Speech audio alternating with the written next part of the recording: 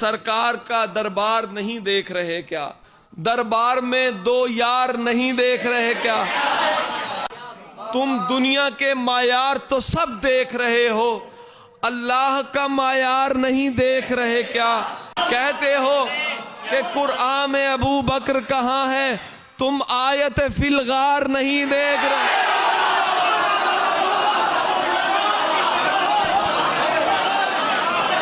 دلہا بنے آئے ہیں ابو بکر کے گھر میں، کونین کے سردار نہیں دیکھ رہے۔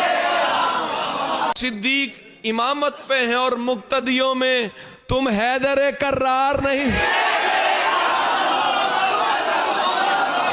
ہر گھر نہیں اللہ کا گھر ہوتا میرے دوست، تم مسجد زرار نہیں دیکھ رہے۔ تحسین ابی حق کے طرفدار بہت ہیں، یہ مجمع